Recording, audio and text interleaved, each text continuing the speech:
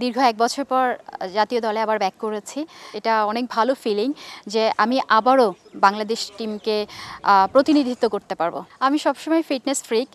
আমি ৯ বছর বয়স থেকে খেলাধুলা করি এবং ২০০৭ সাল থেকে শুরু করে এখনও পর্যন্ত আমি চেষ্টা করেছি একই পেস মেনটেন করার জন্য। খুব ট্রাই করেছি যেন খুব ভালোভাবে প্রিপেয়ার হতে পারি এশিয়া কাপের জন্য। এশিয়া কাপের দলের টার্গেট ডেফিনেটলি ফার্স্ট টার্গেট আমাদের সেমিফাইনাল খুব ভালোভাবে খেলা।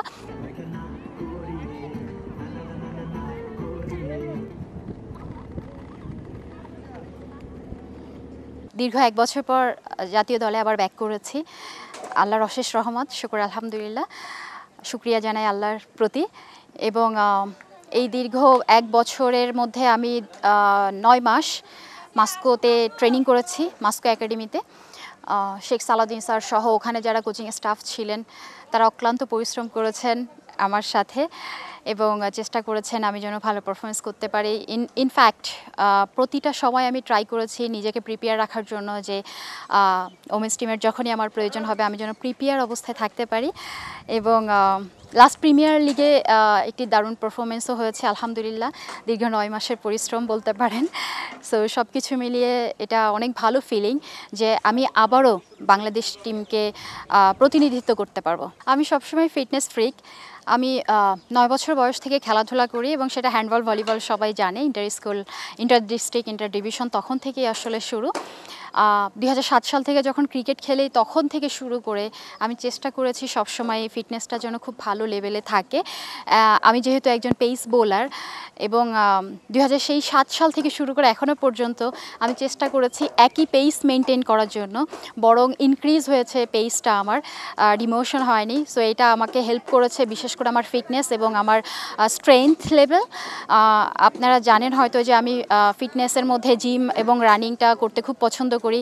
বিশেষ করে আমার এই এজে এসে আমি প্রায় ১৫.৫ বছর ন্যাশনাল টিমকে সার্ভিস দিয়েছি, ১৭.৫ বছর আমার ক্রিকেট ক্যারিয়ার।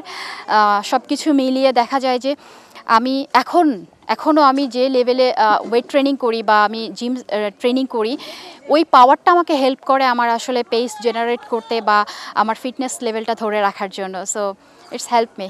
শুকর আলহামদুলিল্লাহ। খুব ট্রাই করেছি যেন খুব ভালোভাবে প্রিপেয়ার হতে পারি এশিয়া কাপের জন্য, আপকামিং এশিয়া কাপের জন্য।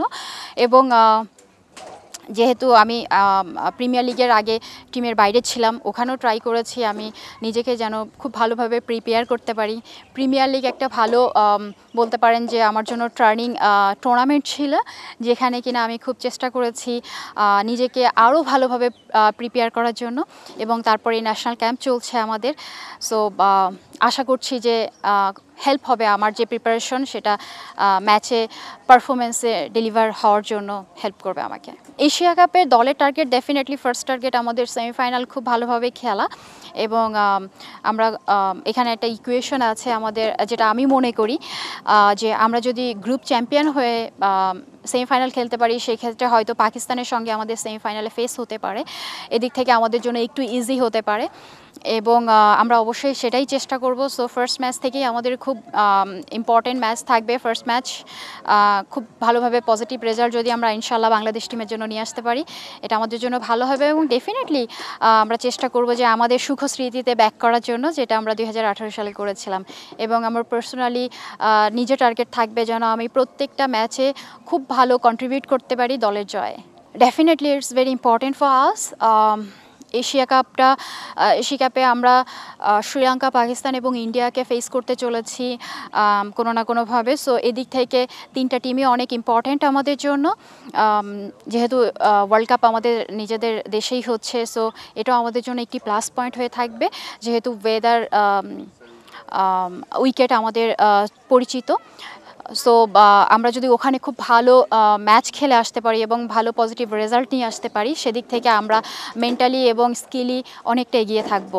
এটা আমাদের জন্য হেল্পফুল হবে অবশ্যই।